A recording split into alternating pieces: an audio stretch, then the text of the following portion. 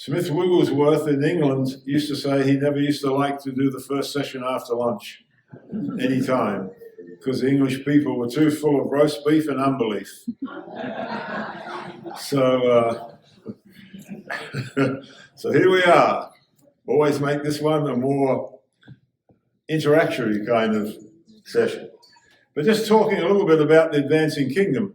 One of the things that sometimes you'll ask when you teach a kingdom message, or you'll get asked, is this: if the kingdom is advancing and the world is changing and the kingdom is increasing all the time, like the message that we share, the question comes, if that's so, why is things looking so bad? Why is there so much difficulty and problems in the world? Now, I know we're speaking to the 12, so you already know the answer to these things. But, no, just joking. But we've had to look at that and wrestle through that some as well. But I guess the secret to that is really in Isaiah. When Isaiah saw the prophecy of unto us, arise, shine, for your light has come, and the brightness is risen upon you, and kings and rulers will come to that brightness. That's a story of a real increasing kingdom. But it also says in the very next verse, but darkness and deep darkness will cover the earth. So you've got the two things going on, both kingdoms moving quite well. The kingdom of darkness and the kingdom of light. But the reality is we win. And light always shines brighter in darkness. So never fear the darkness. You know, one of the things in our Western culture we often get very scared about is persecution. I was in a meeting one time with different apostolic leaders, and a Chinese man was speaking there, a young man, quite young. And he just made this statement that I've never forgot. He just simply said this: the difference between us in China and you in the West is you fear persecution, we embrace it. And it's interesting, if you look around the world, where the kingdom's growing the fastest right now is where persecution is the greatest. So it's not necessarily just getting a few laws changed to ease up pressure upon the church brings revival. In fact, history shows, and the nations of the world shows now, it's often the opposite. And that's not even an encouraging thing, really, because who wants persecution? I mean, we don't get down and pray at night, God send us more persecution. But the reality is, we have to realize that darkness and light, and those two kingdoms are sharing airspace at the moment.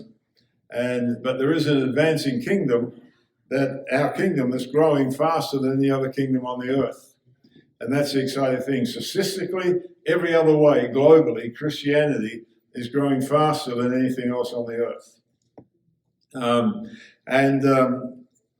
Examples of how it's growing, and we can talk backwards and forwards on this a little bit if you want, not just geographically, we've got to embrace we've got to embrace this fact a little bit, that there's been a huge shift on the earth. Up to about 40, 50 years ago, most of the influence, most of where the momentum was, or a lot of the momentum was, even longer back than that with some things I'm saying to you now, but the momentum was really in the West and the North.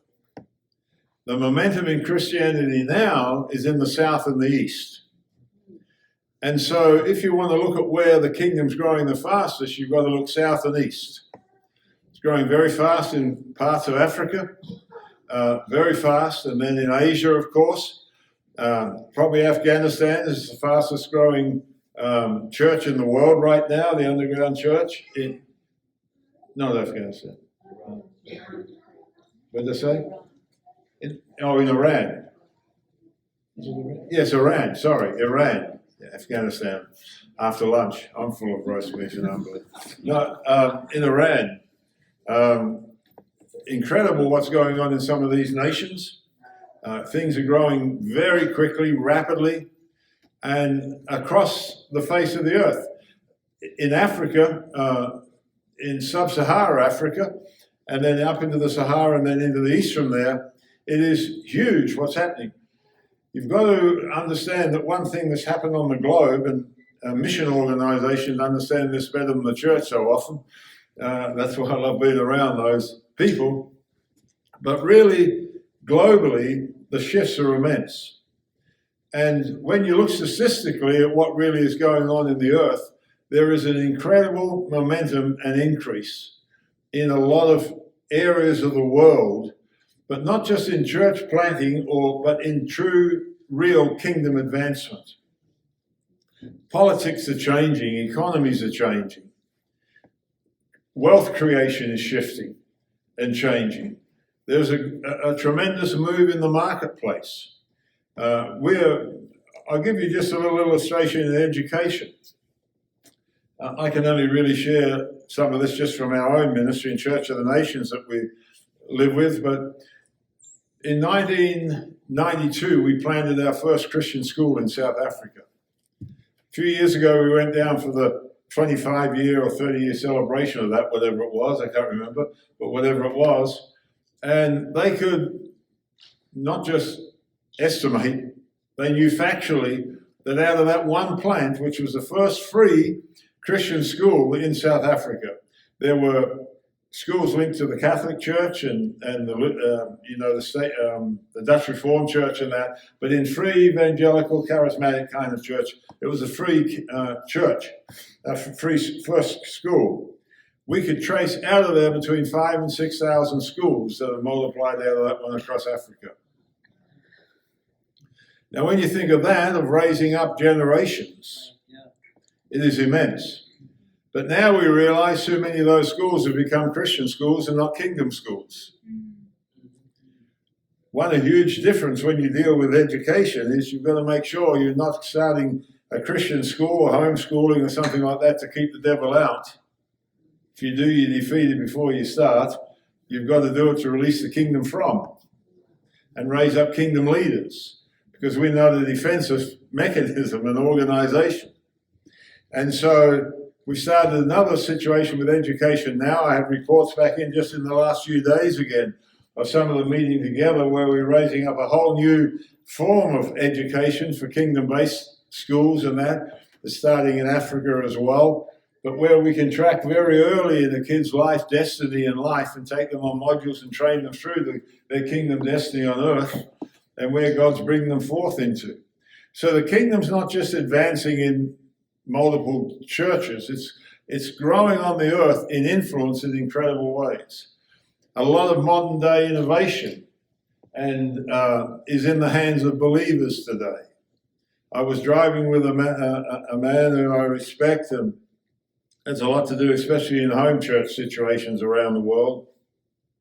He'd come up to translate for me in a meeting somewhere in Switzerland.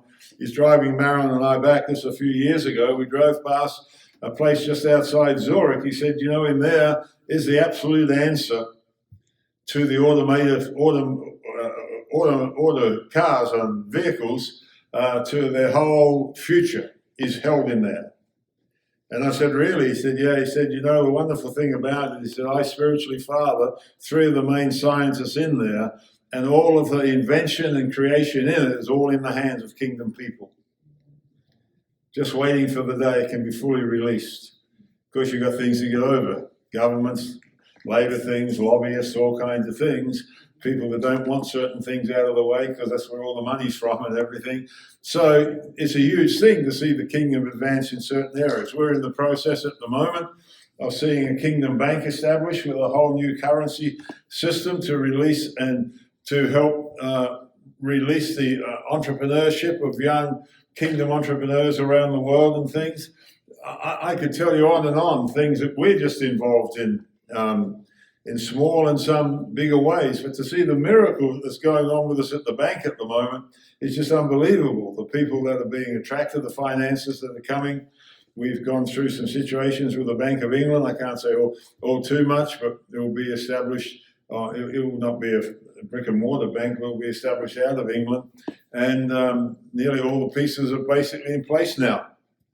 And a lot of investment in investment companies that are putting investments now into the advancement of the kingdom and not just in the stock markets and situations. One man I work with runs a ministry called Tricord, Billy Epperhart. Tricord's a wonderful situation. You see, up till now, it's not right for me to say I don't know whether I know everything on that, but pretty much what I've known up to recent times, a lot of fund release for the advancing kingdom, for mission and that kind of thing.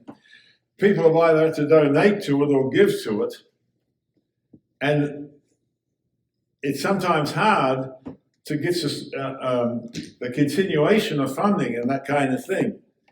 But Tricord is an investment organization that literally is responsible. You can go online and read some of their stories, but I know these people, the man who runs it and the guy who works with him is an incredible prophetic man.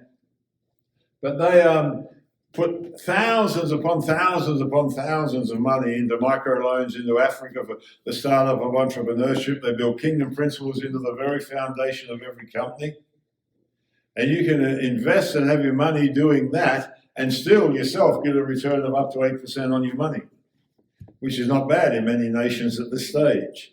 And because a lot of Christians today have money that they are going to need, they can't just give away, but they can invest into something where they can still get a return, and yet basically all the money is totally used for the furtherance of the kingdom on the earth.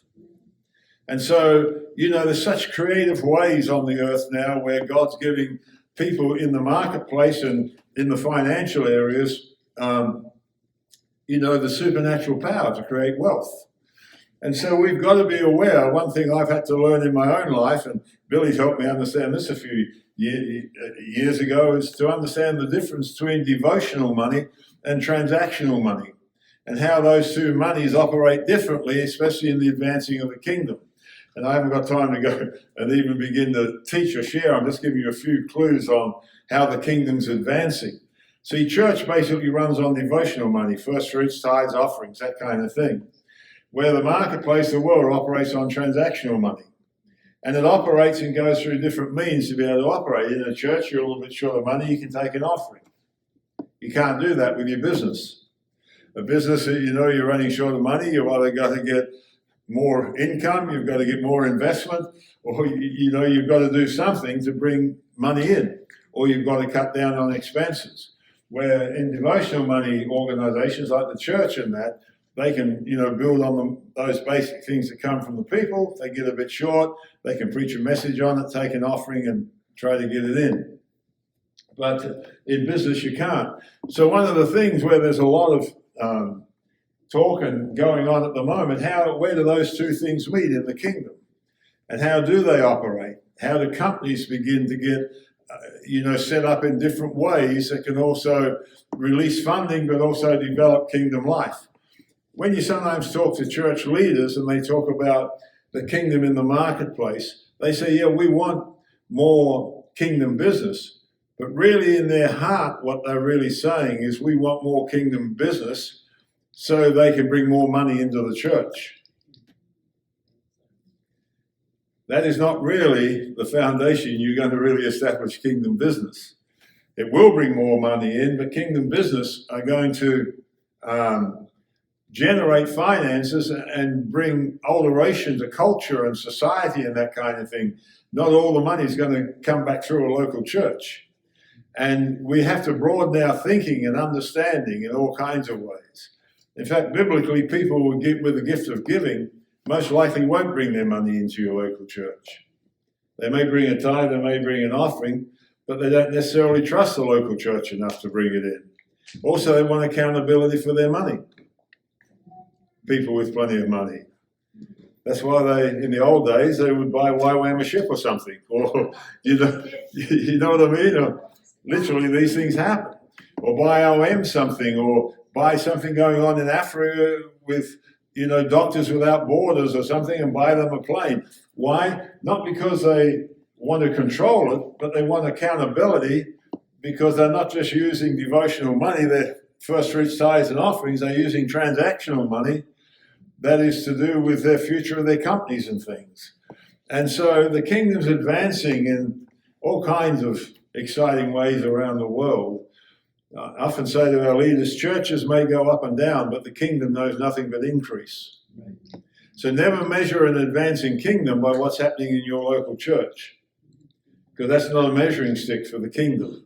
It's a measuring stick for where you are, maybe, but it's not a measuring stick for the bigger.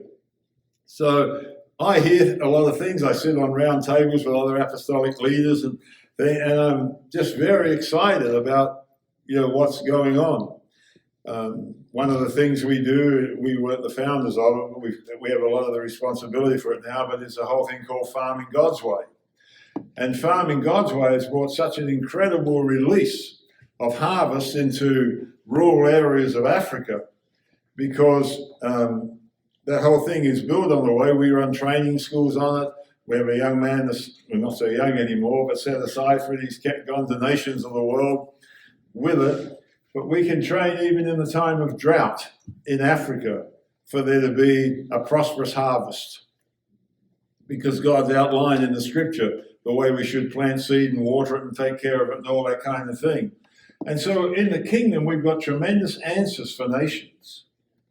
And it's a tremendous witness if you're in a little village somewhere in Africa and you plant a Farming God's Way crop at a local pastor's house in the village, and when everything else is dry and dead, this crop grows, and then there's enough to feed him and the family and the community and the next village. All of a sudden, you are the man of influence in the area. And the kingdom, you see, primarily is influence. The kingdom is not primarily just stuff. The kingdom is primarily influence. If you want to ask yourself how much kingdom life is in your church, you can simply ask yourself, what kind of influence do we have into the community? When I sit with spiritual sons, sometimes in talk, we'll sit in a circle and we'll ask ourselves honestly a question. We'll ask ourselves a question like this: can we measure, since we met 6 weeks ago, can we measure through our lives where we've seen the kingdom advance? Is it tangible? Is it real? Because this kind of stuff can be theory, and theory only, if you're not able to measure it and walk it. Someone might just simply say something like, well, in my place of employment in the marketplace there, we've seen the whole spirit and atmosphere shift. There's just something, it's a regular company, but there's just something of a peace that's coming amongst the staff. There's something that's shifting. The whole gossip level of the workplace is shifting. That's advancing kingdom, you see. That's the kingdom advancing. The kingdom's not just advancing in souls saved. It's advancing in influence that is bringing change in the very world that we live in. And so, there's lots we can talk about it when we talk about an advancing kingdom kind of life and base, but there's real tangible ways you can look at it. We used to say a few years ago, we're believing for these things, and but now I can honestly say we can see them. I won't give names, I won't give direct places, but it's okay, it wouldn't mind. But in one of our churches in South Africa, one of our bigger churches, the leader there stood a few years ago before about 1,000 people in the congregation, next service another 1,000 or whatever, and he just spoke over the people. He said, I believe God wants me to give the church back to the people. And just basically almost off the top of his head, I think, when John said it, but anyhow, just said it. There was one lady sitting there. There's many ladies sitting there, but there was one lady sitting there and just said to herself, I wonder what part I should take then. And here was this lady, an intelligent lady undoubtedly, but a lovely lady, but not particularly skilled in the area that I'm going to talk about. And she just felt she should take on the uplift and training of young Africans to prepare them for marketplace life, where they maybe not even have the life skills to, or even the knowledge. How do you go for an interview? What is all this? Even the life skills to go with it. Now, to make a long story short, we had to share at some of our conferences, but to make a long story short on that, it was a stage, and may still be, where one of the biggest car companies in South Africa, a Japanese company that manufactures down there, got to the point where they basically would not employ any staff at all if they hadn't gone through our training. All because one lady sitting there said, what bit will I take? University Britain got hold of what she was doing, began to back her financially and with resources and different things. You see, there's a lot of stuff out there that's ready to be poured into the kingdom. There is no lack and short supply. There is just a lack of it in the right places. But there is no lack. You see, the world, all that, economies and things are often just built on lies. Many times governments got to keep so much unemployment and stuff around just to balance books, but I won't go into all of that. But, you know, the reality of life is God, the greatest insult that anyone could ever give, and I teach on this in financial seminars, but the biggest insult anyone could give to God or about God is that God would create an earth, populate it, and not have enough funds to run it. So whenever you hear anyone say we can't do this or that's in these countries because there is a lack and a short supply, it's totally ridiculous. Statistically, it's like when they say the world's overpopulated. It's totally ridiculous. You could take every billion on planet Earth today, the whole 7.5 billion of them, and if you gave them 1.5 feet each, about half a meter to stand in each, they could all fit into the city boundaries of Jacksonville in Florida. There's a lot of space on the earth. If you don't believe me, just go for a drive in the outback of Australia. There's a lot of space. See, the world and the governments and economies run on lies. I'm not saying people are just purposely lying, but it's not right. Because it feeds everything else. Eventually it feeds euthanasia, it feeds abortion, it feeds everything else. It's not always based on just malicious people. A lot of it's built on believing if we don't do something about this, there's not going to be enough to go around. So let's cut it down at both ends. But we have a loving Father that would not create an earth populated and not have enough to fund it. In fact, if all the money on the earth today was materialized with material possessions that are on the earth today, if they're all materialized into cash, as even secular people would say, if you study some of these reports, there's enough for every single person on planet Earth to have $1.5 million each. There's no lack and short supply. But often the church lives like there is, serving a Father who says there's not.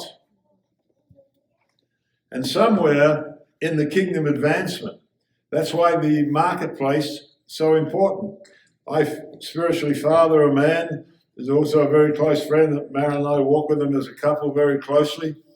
Incredible story. He was a financial banking attorney. He was a banking attorney, financial banking attorney in South Africa. He was in a church plant in the town. The church began to grow, and in the end, while he was still running his law practice, he ended up being the said elder in this church as well. He led it through for a period. It grew up to about 800 people. It was growing very nicely, great things going on, before he realized this was not his call. So you can build a good church with an entrepreneurial spirit and never be God's will for your life. I see many people building big churches, and when I look at them and say, if they're not really doing that, they'll build a big business, they'll build a big something. It's just who they are. They're just a natural entrepreneur, or they're a natural gatherer. And this friend of mine, and he ended up in another nation, went through kind of situation, and eventually landed in the USA.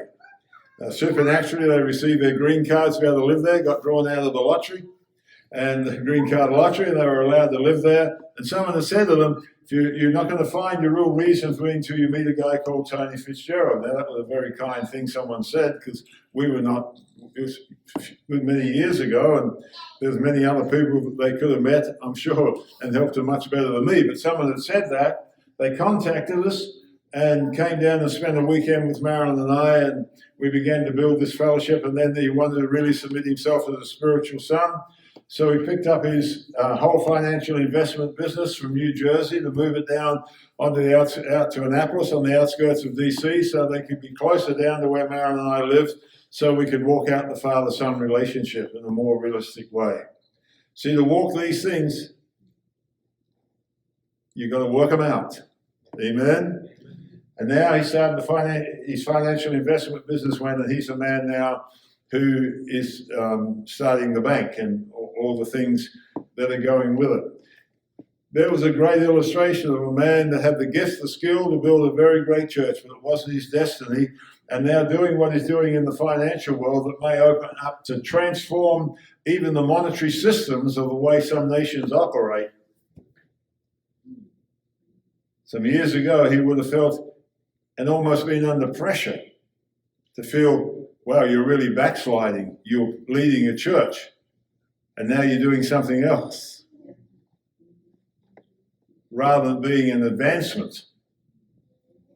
See, if someone was to leave a job out there and go into church leadership, we rejoice and we say, how great, they're really stepping into the ministry.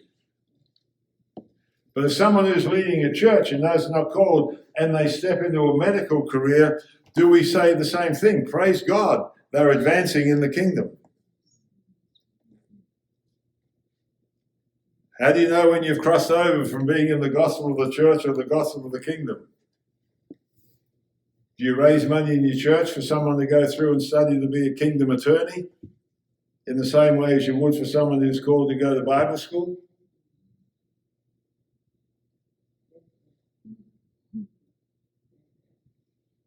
Amen or oh me. I may be pressing a button or two, but it's reality if we're going to see this kingdom advance. God may put his call on someone's life in a room like this who's going to pioneer something, create something, invent something out there that we're going to have to get just as much behind as if they were going to go through 4 years seminary to become a pastor or something. If not, we're still just thinking from the gospel of the church, not the gospel of the kingdom. So when I say the wineskin shifting, it's rattling and rolling and there's an advancement in the kingdom, it is going to shake us. But we're ready for it. Amen. That's why if you're a leader and if you're receiving your income from a church life or something, you need, and I know Dove believes this as well as I do, but wherever possible, you need to be finding multiple streams of income. You need to be helping build life where you're not just dependent on a group of people. There are a lot of churches across the USA that will never be able to go anywhere because they're built in such a way that 80% of the income is used just to maintain a little building and one man to lead them.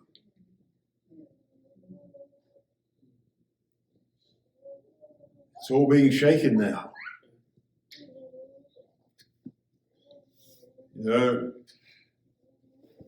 And it's all a part of the advancing kingdom. So you can go to nations of the world. You can go to third world nations, fourth, fifth. You can go to all kinds of places. I could take you into a town. One of our spiritual daughters was just down there to see it and was just totally taken back. But I could take you to a town in South Africa, what would have been called a township, a coloured township. In South Africa, the coloured people are neither black nor white. There's a white people, there's two kinds of white people, there's the coloured people, and there's a few kinds of black people. There's many different groupings in South Africa. This was a coloured township, huge one on the edge of Cape Town.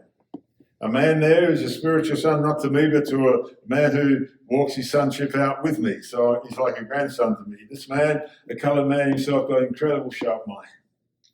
He's taken on the whole restoration, or to try to get the fullness of the whole restoration of this township. It's unbelievable. You go there, you can, literally, you can cry. You get so moved by it.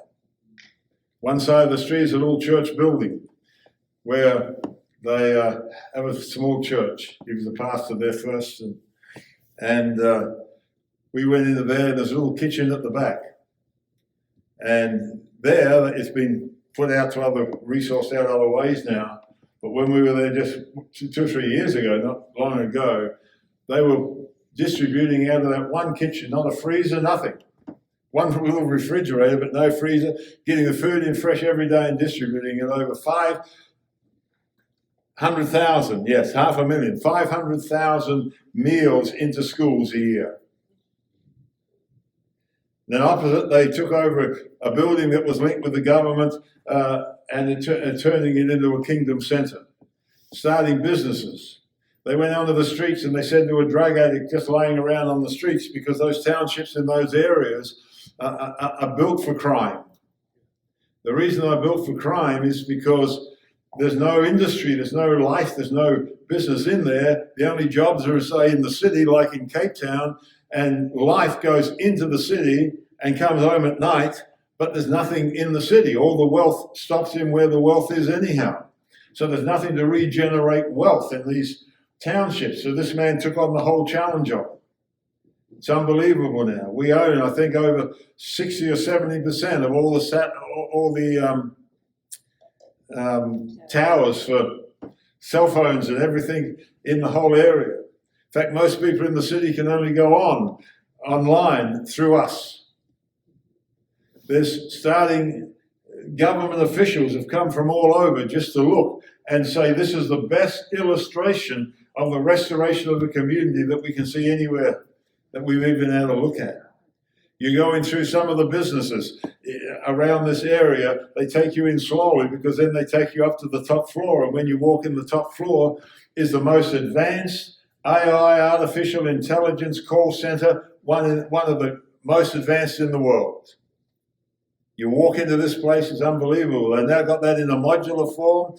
So a special building that's built with it, they can put into a home in the township where a person can operate out of there in the highest artificial intelligence operative thing. It's so highly advanced that when someone calls into that call center, the second time they call, the computers just automatically link them with the person they need to be linked with and that kind of thing. Just not only voice recognition, but emotional recognition.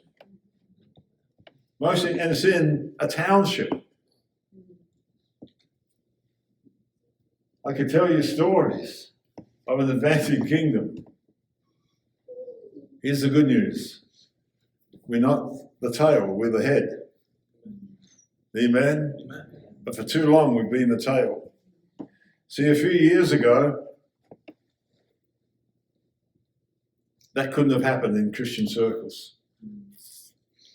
God gave man the intelligence to create television, invented television. And the church said, that's of the devil. The devil said, okay, I'll have it. And then later on we started to spend $1 million an hour to buy a bit back. This time it's all going to be in the hands of believers. And already is becoming.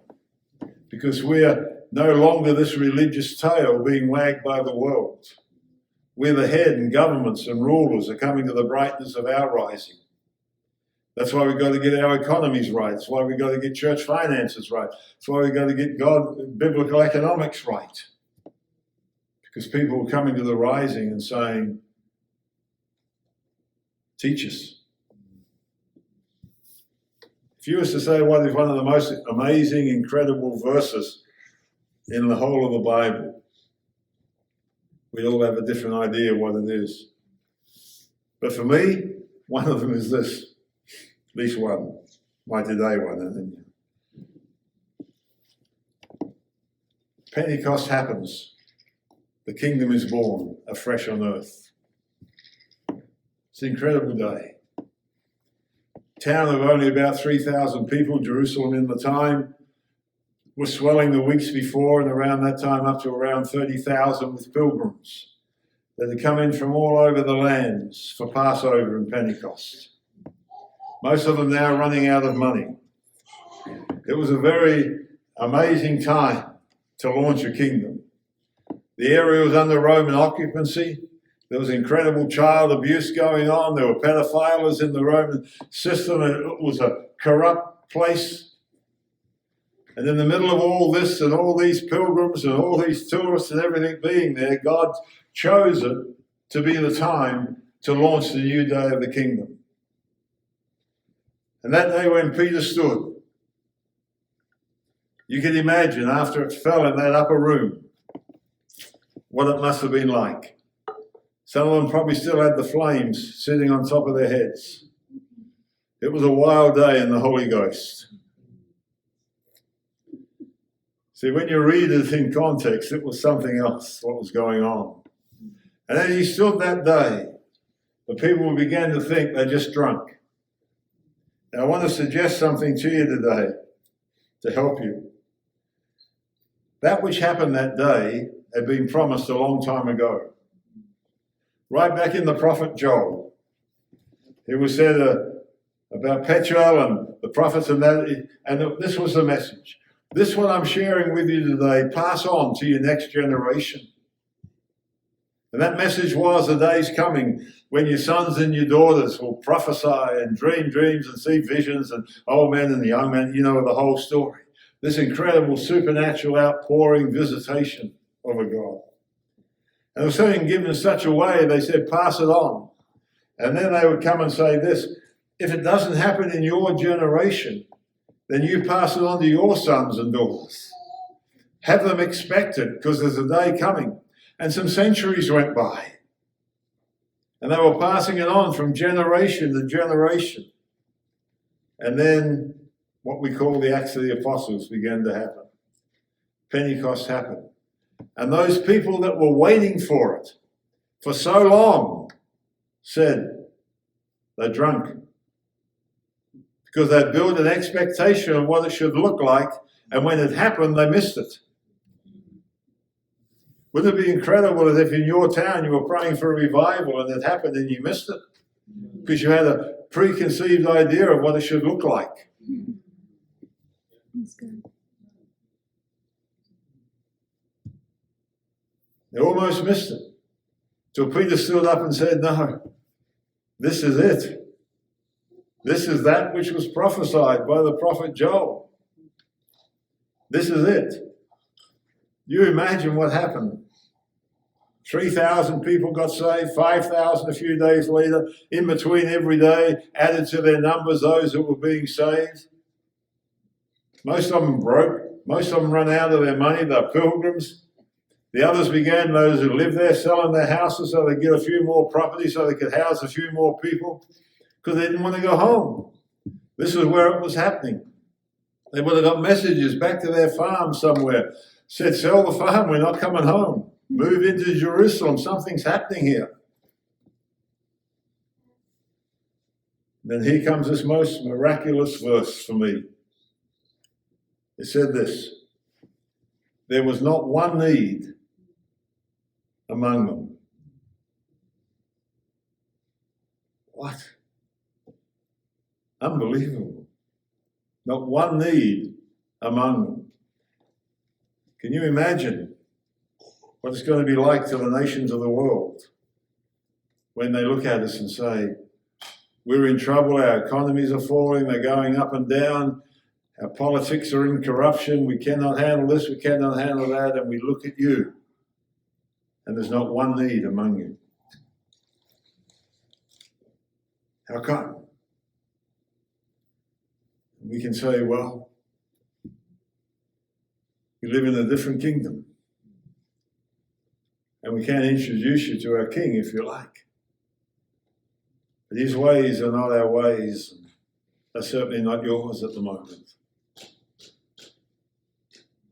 This advancing kingdom is going to all the culture, all the nations. Is already doing it. Amen? Amen. I could talk on and on about that subject because it's a passion, but any questions or anything you just want to ask? What time was we going to break this one? I forget. 5 minutes. 5 more minutes? Whatever. Any questions? Questions? Yes. This World Bank movement that you're working on, Yes. is it something that Canadians can get in on, or Yeah. is it purely American? No, it's going to be British based. It'll be international. Yeah. You have a vehicle for letting us know about that? Yeah, there will be. We're getting very close where it's going to be released, and everyone around our ministry staff and everything will know.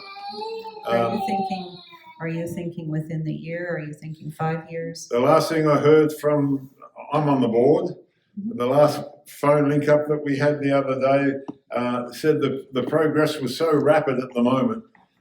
Martin said to me a little while ago, but regularly says, it is so much grace and favour on it at the moment, and all he can do is lay on his face and worship. It's moving so fast. But the financial people around it from different parts of the world were all linked up together recently, and one of they basically said if it keeps moving at this pace, it should be fully up and running before the end of next year. That would be the pace it is at the moment. Whether that's where you never know. There's a lot of things, government regulations, all kinds of stuff that you're walking through. But Each government, yeah. What kinds of things would the group envisioning investing into? yeah, I can't. I need one of the with smarter minds than mine to tell you the whole story on it. My role on it is just to make sure they don't break any kingdom principles on the journey. They deal with the other sides of it, But basically, where it will end up is every individual involved in it will run basically their own personal bank as well. And so all finance will be back in the control of the individual, but it will be connected and funded through. So there's people in South Africa that work 16 years on a whole new currency situation, not like a cryptocurrency or something, but way that can flow through the natural systems as well. And they've just brought all that fully into the mix right now. So it's got the potential to revolutionize the way the financial systems of nations run. So it's not just a savings bank or something like that. But it will be currency exchange, it will be investment based and that kind of thing.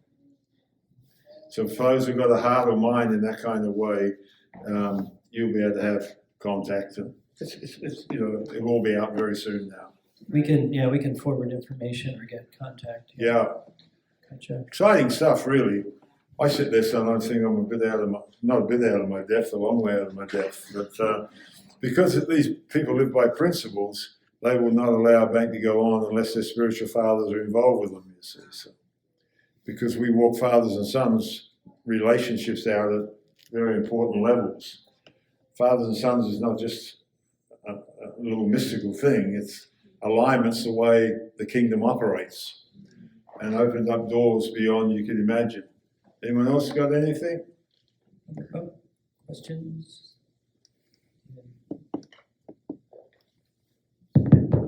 Yeah, just I'm not sure you even have time to answer it now. Maybe you'll answer it next session. But you keep talking about your spiritual sons and daughters here in this country, this country, this country.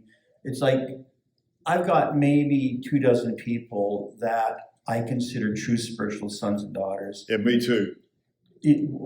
But you sound like you have tens of thousands. It sounds like that. And how does that happen? Yeah. How can you? I got about 24 too, so Okay, we're on the same wavelength. Okay, so because I can't conceive of having the relationship I have with them with all these others, even though the others would like, But can you speak to that at all? Yeah, and the next session they've asked me to speak on the father-son question, so I'll get a bit more into it there as well. It's a great question. Multiplication is always the name of the game, isn't it? And I'm blessed because most of my sons are low-maintenance sons, So if you work with low-maintenance sons, of course you can have a few more. But it's the multiplication factor. When I'm with sons and their sons and their sons on, we can trace now 5 to 6 generations down. But when I say someone who walks their sonship out with me, I mean that. That's someone who is a prime, I'm walking that out. But that's only 24 to 30 people around the world. So anyone I've mentioned here since I've been here, one of my sons, they're one of that group. That's who I refer to. If I start to refer to their sons as well, then it goes out very wide. But what we believe for, and I recommend this, there's nothing obviously biblical in this, but I would recommend that anyone who is fathering spiritual sons, believe for a new son a year. Believe for one new son a year. For all kinds of reasons, you might, not every son goes on for eternity. You realize things happen and pass and things go on. But I'd really encourage you in that situation, believe for a new son a year. And in my last session, before we go and jump the plane tonight, I will speak about that actual area. Because for us now, the father-son issue has become the very foundation of advancing the kingdom. It's not like a fad. It's the very restored, probably one of the last things Jesus had to fully restore on earth so he can return. It's going to be back to what was God's original plan with Adam, for it to be a father-son based government across the face of the earth. And so it's very real. It's very low-key. It's very organic, but it's very real to us because alignment is the issue, really, and that alignment is what causes the flow. But we do believe, for those of us walking that for one new son a year. I've just had a man who's asked if I would father him for this coming year, my one for this year. I walk with, or will be with in a couple of weeks' time. He pastors a very powerful, going church with a real kingdom heart in a part of the USA. And I've known him for some years. I've never asked anyone, can I father them? But after many years, he's not a part of Church of the Nations, but after many years, he just knows that God said to fully align. So it just happens that kind of way as we travel it. But I'll do more of that in the last session. But I really appreciate that question because it's a really vital one.